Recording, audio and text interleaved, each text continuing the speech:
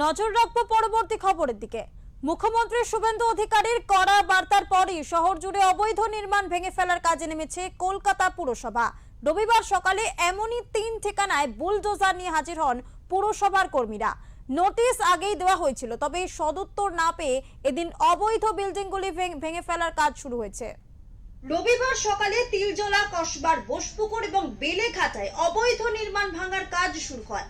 জানা গিয়েছে এইসব অবৈধ বিল্ডিংগুলির সঙ্গে জড়িয়ে রয়েছে রাজু নস্কর ও সোনা পাপ্পুর নাম। অভিযানকে ঘিরে পুরো এলাকা জুড়ে মোতায়েন ছিল বিশাল পুলিশ বাহিনী। তিলজলা 66 নম্বর ওয়ার্ডে সকালেই পৌঁছে যায় পুরসভার একটি দল। এই এলাকাটি তৃণমূলের বিধায়ক জাভেদ খানের ছেলে কাউন্সিলর ফৈয়াজ আহমেদের ওয়ার্ড। কয়েকদিন আগে তিলজলার ভয়াবহ অগ্নিকাণ্ডে দুজনের মৃত্যুর পর নড়ে চড়ে বসে প্রশাসন। অভিযোগ ছিল এলাকায় বেশ কিছু কারখানা ও বহুতল অগ্নি সুরক্ষা বিধি না মেনেই চলছে। সেই অভিযোগের ভিত্তিতেই রবিবার বেআইনি নির্মাণ গড়িয়ে দেওয়ার কাজ শুরু করে পুরসভা। बहुत सारे हैं, हम लोग डेटाबेस तैयार कर रहे हैं। कुछ तो एक्चुअली हम लोगों ने नोटिस पहले से दिए भी हैं, कुछ कोर्ट केसेस में फंसे हुए हैं। तो जैसे जैसे हम लोग के पास कुछ कोर्ट के ऑर्डर्स भी आते हैं जिसको इम्प्लीमेंट करना होता है।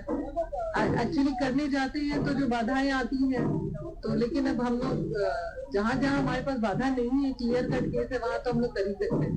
इस बिल्डिंग का तो कोई प्लान ही सेंक्शन नहीं, इतना बड़ा बिल्डिंग बन गया। অভিযান চলে বেলেঘাটাতেও। ইস্ট কোরিয়া রোডে একটি নির্মাণীয় মানের বাড়ি ভাঙতে নামে পুরসভা ডিমোলিশন টিম। স্থানীয় সূত্রে জানা গিয়েছে বাড়িটি তৃণমূল নেতা রাজু নস্করের। অন্যদিকে কসবার বোসপুকুর এলাকায় জমি দুর্নীতি মামলায় ইডির হাতে গ্রেফতার সোনা পাপ্পুর একটি 5তলা ভবনকে বেআইনি ঘোষণা করে ভাঙার কাজ শুরু হয়।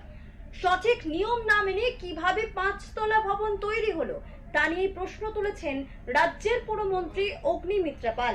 তিনি নিজে ঘটনাস্থলে গিয়ে পুরসভার কর্মী ও পুলিশের সঙ্গে কথা বলেন। অগ্নিমিত্রা পাল আরও জানান, যারা বেআইনি নির্মাণ করেছেন বা মদত দিয়েছেন সকলের বিরুদ্ধেই ব্যবস্থা নেওয়া হবে। ব্যুরো রিপোর্ট, ওঙ্কার বাংলা।